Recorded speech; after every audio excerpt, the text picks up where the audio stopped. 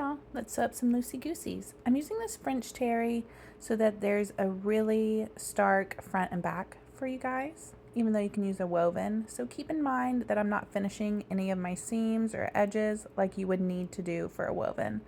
Also might be using a stretch stitch like I am right now instead of a straight stitch. I have pressed my patch pockets top down 1 inch, and now I'm just hemming along the top section of my patch pockets. I just did 2 here. I'm going to be using the patch pockets on the side seam. You can use these same pockets on the front for front patch pockets, or back for back pockets, or on the side like I am. As many pockets as you want. Here are my straps. I'm going to be doing the 1 tie at the back option. So I have 4 strap pieces here. And I'm going to be sewing 2 together just on these short ends. So I will have 2 long strips. If you are doing the shoulder ties, you'll have double that. So you will have cut 8 out, and you will be putting them right sides together just like this, but you will have 4 sets instead of 2.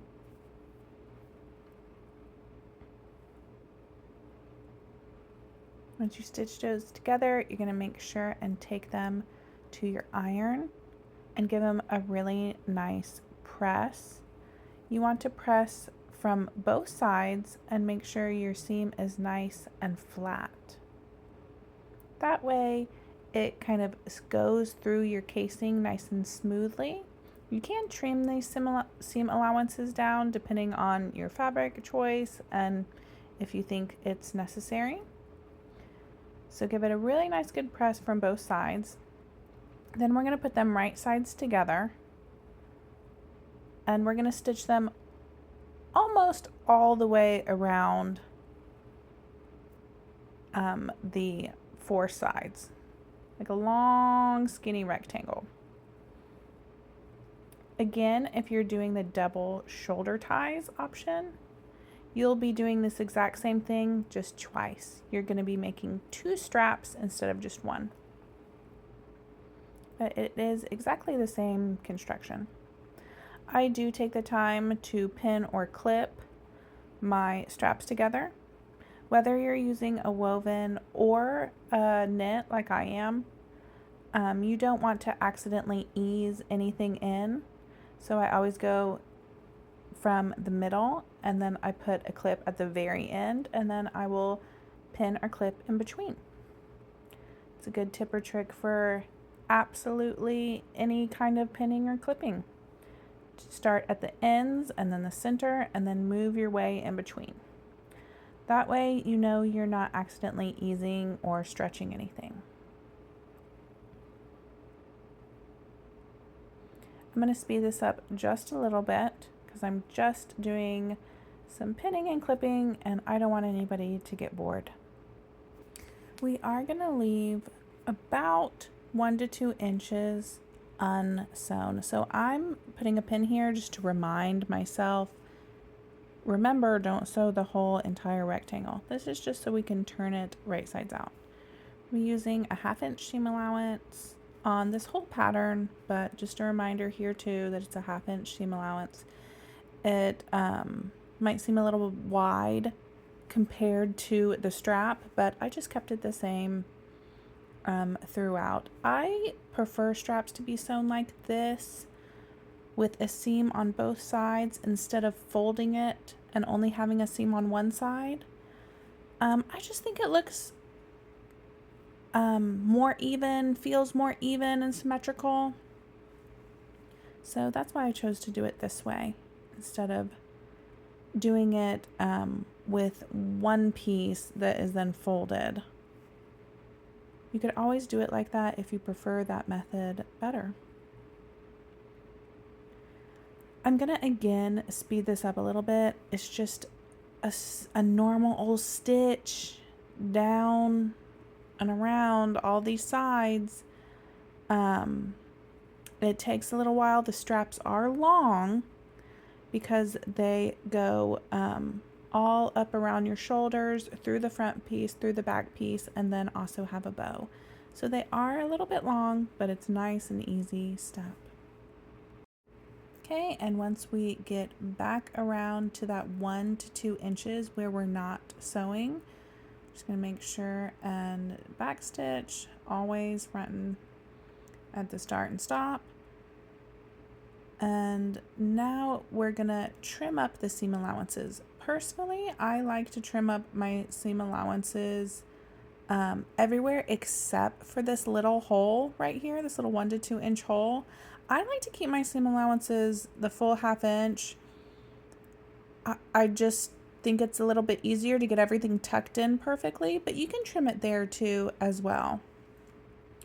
I forgot to mention, I love to put my 1 to 2 inch unsewn marking not right at the center where my seam is, but just a little bit in front or behind that. It's just where I always put it. So I feel like if you pick a spot and keep it there, then you're less likely to forget and accidentally sew up the entire rectangle. So now I'm just using some pinking shears to trim my seams. You can also just use regular scissors. I just like pinking shears for trimming up seam allowances. Even though this is a French terry, this isn't even a woven. I'm just used to it, and I grab them when I need to trim up seam allowances. Don't forget to trim the corners on these little corners. That will make them turn out nice and sharp. You want to trim those little triangles of corners off right up to your stitching, but not through your stitching, of course.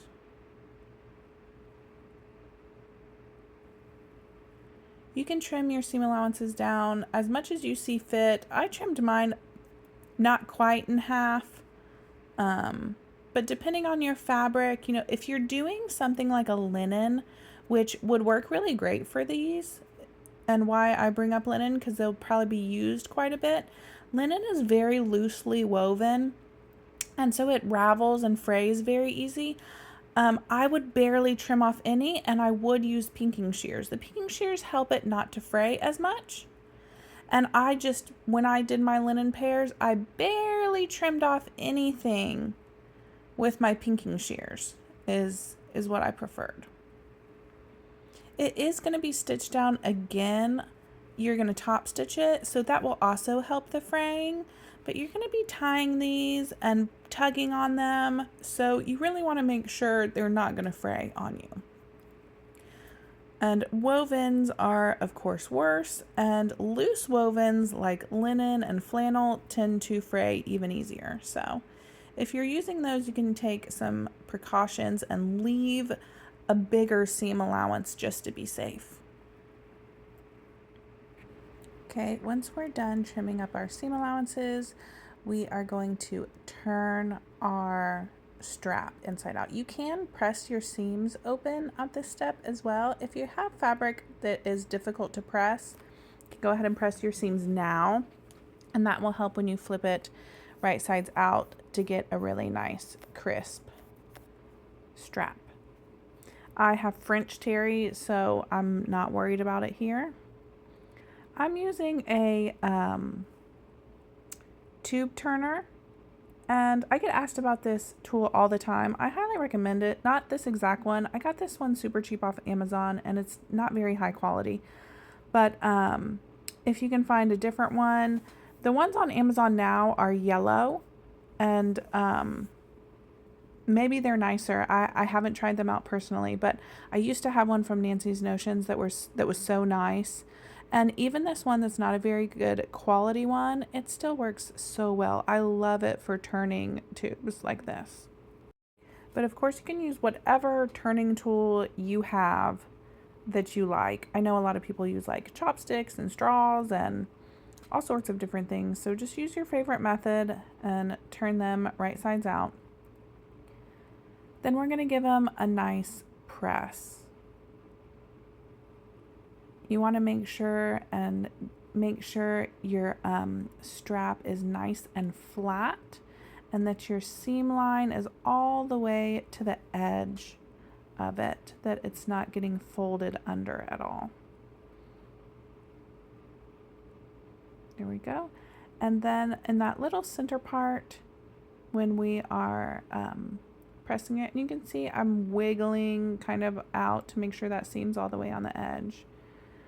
This center part that we didn't sew, and y'all, it took me a hot minute here to find my little unsewn part. There it is. We're just gonna make sure it's folded under and it's matching and it looks like it even where you can't even find it, just like that. Also, we're going to take those pockets that we hemmed the top, and we are going to take them to the ironing board as well.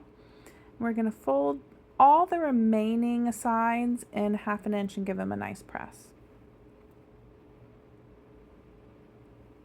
I'm going to add in here now that I'm not sewing this up in the same order as the tutorial shows. I'm sorry. I know it's a little bit easier when I do, but I tend to never actually sew like that.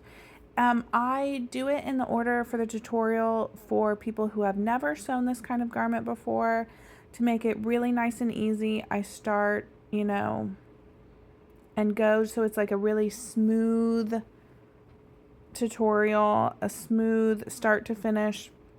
When in actuality, I sew just like this. I start with the pockets, I move to the straps, I go back to the pockets, I go back to the straps. Because usually whatever needs ironing, I like to take everything to the ironing board at once. Iron all of it, so kind of like step 1 on all the pieces.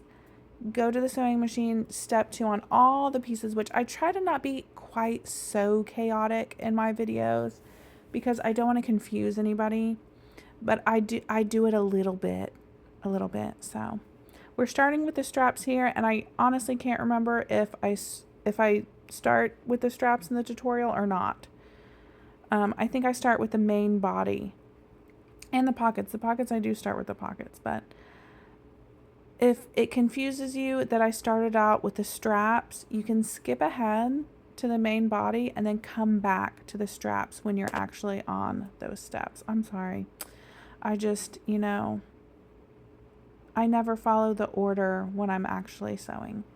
Okay, we're done with the straps. They look nice and good, top stitched, all. It's ready to be inserted and tied at the very end. So we're just gonna set those aside and move on to the main body. If you're using the patch pockets for the front or back patch pockets, you can also attach those now. I'm using them for the side seams, so I'm going to have to wait until the side seams are sewn. And in the tutorial, I'm so sorry again, in the tutorial I do the side seams first, but I'm doing the back seam first here. Since I'm doing the tie at the back, there's little markings on the pattern pieces. There's 2, and you're going to not stitch in between those 2. So you're going to stitch from the top to the first marking, and then from the second marking all the way down. Since I'm using a knit, I use a straight stitch kind of around this section so it's nice and crisp. Then I'm going to move over to my serger for the rest of it. For a woven, I would just continue down using the straight stitch all the way. I wouldn't be doing this mess. But I really like to use my serger for knits, so I went ahead and serged the rest of that seam there, so it would have some stretch to it.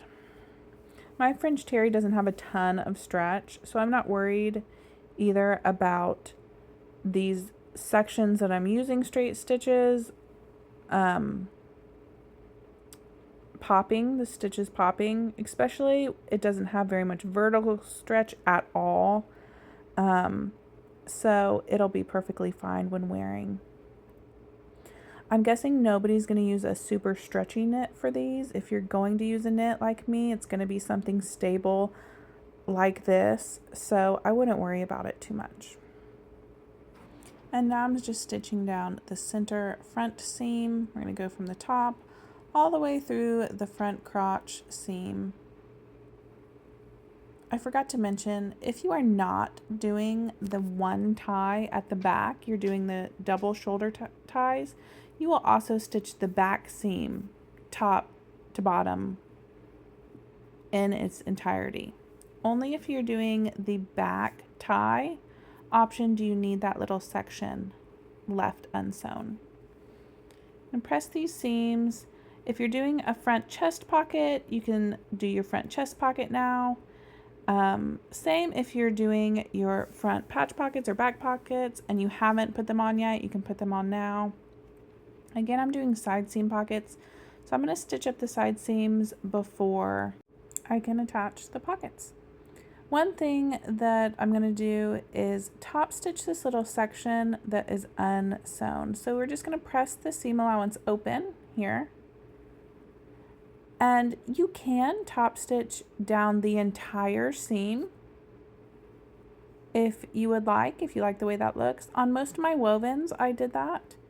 On these little knit ones, I did not. I'm just going to stitch a little rectangle around my open section. And that just keeps that seam allowance perfectly in place. This is going to be an opening to our casing for the back ties to come out and be tied in the center back. And so those straps are going to be kind of moving in and out of this little hole. And I don't want the seam allowance flopping around, flopping in and out. So I like to stitch it down personally. And again, you can just do it around the rectangle just like me. Or you can stitch down the entire seam allowance, down the entire back, I'm sorry. When I stitch down the entire seam allowance on the back, I usually repeat it on the front so it matches as well, personally. Obviously, I am not top stitching down the entire one on this one. So now we're going to move on to side seams, match up our side seams, right sides together, front and back. Nice and easy.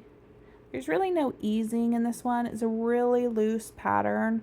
So there's not a lot of curves going along the side seams, which is really nice and simple and quick and easy. And then you can just do one side seam, attach your side seam pocket if you're doing those like me. It's a little bit easier to sew. And then do your second side seam, and you will only have to attach the one pocket when it's all in a round in a tube. It's a little more difficult doing them both at the same time, but that's the way I did it. In the tutorial, I do one at a time because it is easier to do that way. Again, I'm going to be using my serger because I'm using a French terry, but if you're using a woven, you'll want to stitch with a straight stitch and then finish your seam allowance. I do not recommend using a serger on woven fabrics, and here's the reason why. Most woven fabrics need a larger seam allowance left than 1/4 of an inch, which is what your serger will leave. I understand that it's a finished seam allowance, but especially looser woven fabrics like linen, it will unravel in 1/4 inch seam allowance even if it's encased in a serged edge. So what you want to do is use the full 1/2 inch seam allowance with a straight stitch and then finish the edge. So you can either finish all the edges on a serger before you even sew it up and press all your seams open, or you can stitch with a straight stitch and then finish your seam allowance together as one, and you're just not going to trim off any, or just trim off a little sliver, okay? You do not want to trim off a lot, especially if it's a looser woven fabric like linen or flannel, those ones that tend to fray really easily. And then you can press it to one side. Now we're sewing the inseam, so just right sides together along the inseam of the legs. You're lining up your bottom hem. I'm obviously doing the shorts here, and then the crotch point, and then to your other hem. If you're doing the pants, I still always recommend, pinning at the ends, pinning in the middle, which would be the crotch point, and then pinning in between to make sure you're not easing anything in. Now they really look like a little pair of overalls, right? These are so quick and easy. I love these. They're such a quick and easy little fun overall romper. So now I'm going to put my patch pockets on. For the marking on the side pockets, what you want to do is find the center of your pocket, just like this. I just fold mine in half and put it on your side seam, and use the front patch pockets to line up the top and the bottom of your pocket. Now, because I have sewn both side seams, you have to make sure that you're not pinning your pocket through too many layers, which if you see, I went ahead and pinned mine through as many layers as I got. And then I just carefully remove that back layer so that I make sure I'm only pinned two.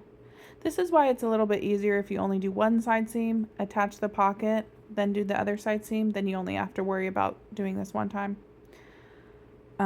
which is how I have it in the tutorial. But sometimes you sew at both side seams without thinking, like me. So you're just going to make sure you're only pinning it to one layer of your overall. Or jumper if you're doing the skirt option. It's essentially the same thing, there's just no crotch curves on the skirt option, the jumper option.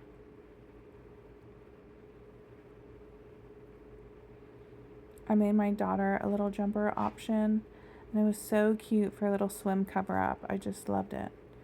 Now you're just going to top stitch along the sides and the bottom to attach your pocket to your overall or jumper.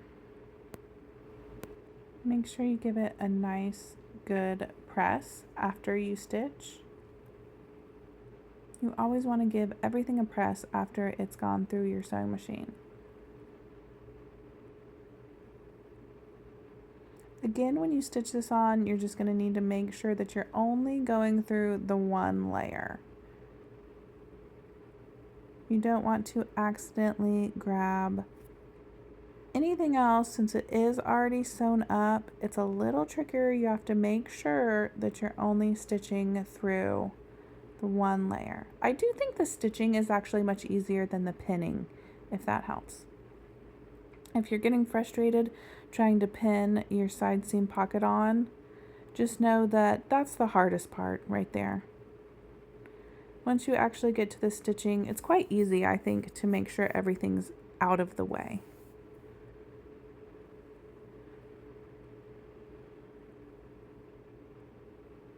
If you're sewing this for a little one who's really rough on pockets, or you know you're going to put pretty heavy items in your pockets, let's say your phone is super heavy, it's got a chunky cover on it and it's pretty heavy, you want to reinforce these top corners of your pocket.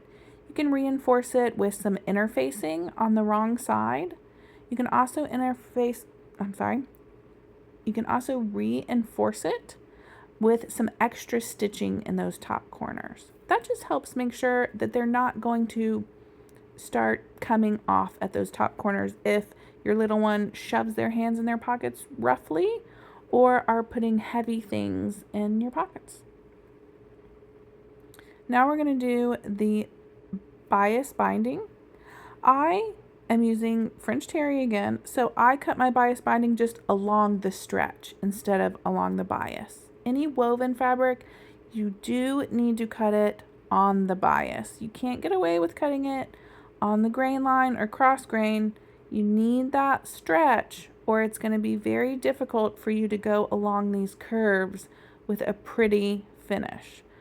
I know it takes a little more fabric to cut it on the bias, but you do need to do that. If you don't have enough fabric for that, you can always buy pre-made single fold bias binding.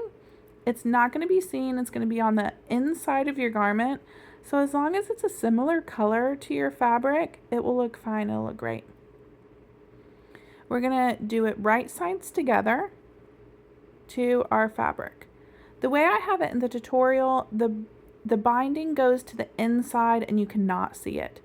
If you want a fun pop of color and you want to use like a contrasting color with a different colored bias binding, you certainly can. And you can start this first step on the wrong side so that your bias binding ends up on the right side. And it'll be like a little detail that you can see from the right side. The tutorial and how I'm doing it now, you will not see the binding. It'll be on the inside of the garment. You're going to only use 1/4 of an inch seam allowance. Since I'm using a knit, I'm using my serger. Wovens, I use a straight stitch on my sewing machine. It adds a little bulk to use a sewing machine, so I don't recommend it unless you are using a knit. Even a knit, I could have used my sewing machine and taken the bulk down a little bit. I chose to run it through my serger. I think I'm just so used to using my serger on knits. So quick and easy. But alas, with a woven fabric, I always use my straight stitch on my sewing machine. Very important step here that you do not want to skip is giving it a good press right now. Do not skip this step right here of a press. It's going to make the rest of your bias binding so much easier if you give it a nice press. Okay? Press your seam on the front, on the back, and then you're going to press the rest of your binding in and then over. Now, if you're using pre-made bias, you're just going to follow along with the fold lines, okay? If you're making it like mine, this is how it's going to end up, okay? You're going to press it, then you're going to press your, I'm going to show you one more time. Press it like this so that everything's nice and flat and open and your seam is nice and pretty. You're going to fold your raw edge in to the seam line and then fold it again. It ends up about 3/8 of an inch wide, which is not wide. I understand.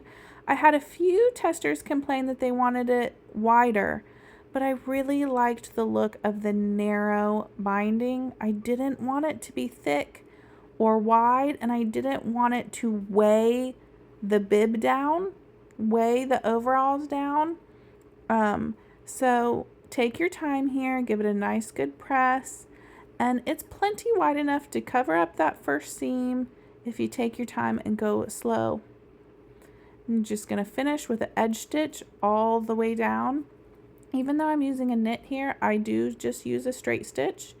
Again, my fabric doesn't have a ton of stretch. It definitely doesn't have a ton of vertical stretch. I did cut this with the stretch going long ways, so the binding here has stretch going down, but my actual overalls are not. It's the vertical section mostly. But it's just fine doing this with a straight stitch if you're using a really stable knit like me. If your knit is pretty stretchy, you can use a different stitch. You can use a cover stitch machine. You're going to have to sew from the top side then, which is a little trickier to get it perfectly on the edge of the binding. You can also use a lightning bolt stitch if you like the way that looks, or a zigzag stitch. Whatever stretch stitch you like. I'm using a straight stitch here because my fabric, again, doesn't have very much stretch. It's a really loose fit garment as well, so there's not going to be a lot of stretching or pulling, getting it on or off, or even while you wear it. You want your needle nice and close to the edge, the far edge as well. Just right to the inside all along. And then once you're done, you're going to give it a press one more time and repeat on the other side. I am not going to show the other side as well. It's just the exact same thing on the other side. So that's how it looks from the front. So nice and clean. And then your seam is on the side. And then that's how it looks on the back. I think this is the perfect finishing for this light little loose overall. I went through a lot of pre-testing on this, trying to decide how to finish this little side. and this one was my favorite. Y'all, I am so sorry, but I skipped videoing a little part of this. I'm just gonna have to explain. Along the top edges, we're gonna fold it under 1/2 inch and then fold it again, depending on youth or adult, either 1 inch if you're doing youth, 1 1/4 inch if you're doing adult. And then we're gonna edge stitch along the bottom fold to create our casing. And I'm gonna show you because I do realize, oh my gosh, I did not tape this. Okay, here's our hole that we left unsewn that I sewed the rectangle around. It should be on the back side. It shouldn't be folded under at all. And then our top stitching along the bottom should be just under that hole. Okay. And that's going to be our back casing where our straps go through. And luckily, I'm going to show you much more on this front side because I realized I did not show you. So 1/2 inch under and then folded 1 1/4 inch for the adult. We're just going to top stitch along. And again, this is just going to be our casing. You're going to leave the side seams open so that we can feed our straps through. You can see I like to use my pin as another little finger to help get it started. Sometimes those thicker seams, because we have the bias binding at the front and the back of the seam, can be a little hard to get started. I like to use my pin and kind of help it, give it a little motivation, a little push where I can't get my fingers quite in there. I can get that pin and put some pressure on it to make sure it doesn't get stuck on that bias binding, the little thicker part at the beginning. If you have a seam jumper, I'm sure that would work as well. That's one little doodad, sewing doodad that I do not have.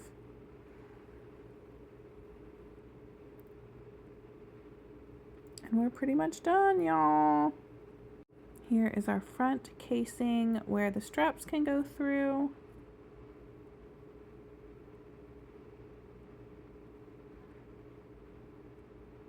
And one more thing we have to do, which I'm not going to show on my video, is just hem the bottom of the pant leg or skirt. This pattern leaves you 1.5 inches of hem allowance. So you can either fold it up 1.5 inches and stitch it down, or you can fold it 3/4 inch and another 3/4 inch, whatever you prefer the look of, okay, and depending on your fabric, how you think it'll lay the best. But you have 1.5 inches of hem allowance to use up.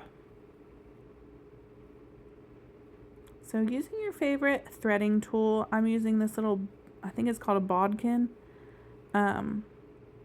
Thread it through, and I'm gonna come in here and clip these little corners of my seam allowance on my casings just to make sure they never kind of poke out and show. They're a little thicker with the bias binding, so I'm just trimming off the corners there.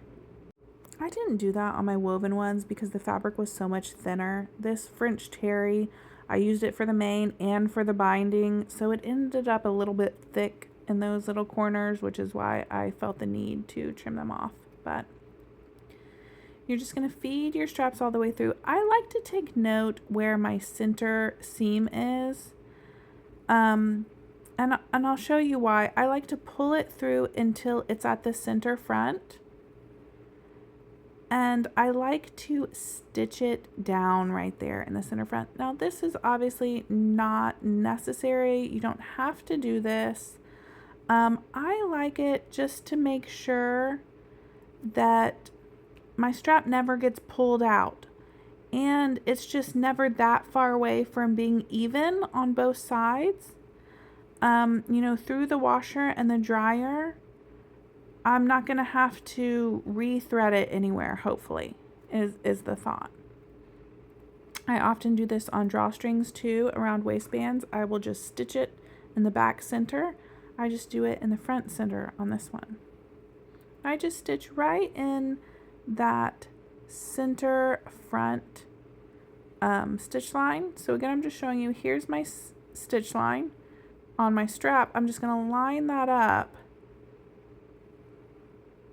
with the center stitch line right there. And you don't even have to go all the way to the top and bottom. Just a tiny little stitch to tack it in place is really all you need. And you're not going to be able to see it because we're stitching in the ditch. So we're just stitching right on top of the previous stitch line. So you shouldn't be able to tell. And I just like to do that to keep it from getting pulled crazy to the left or to the right or even all the way out. And we're done. You can gather these front and back up as much as you want the look of. You can have a really narrow bib if you like the way that looks. You can have a really wide bib if you like the way that looks. It also gives you the freedom of how long you want the straps. So if you want the crotch right up where normal pants ride, you can have it like that, or you can loosen them and kind of have a little bit of a dropped crotch. Personally, I like to wear these slightly dropped, but not a ton. I've never been a big fan of super dropped crotches, but I like these loose and just a little bit dropped. And here are mine. Again, these are sized down to a medium on my size large booty and French terry. Don't forget to share with us, y'all. Even if you got laundry on the bed in the background, we love to see your makes and your sews. So share with us. Bye, y'all.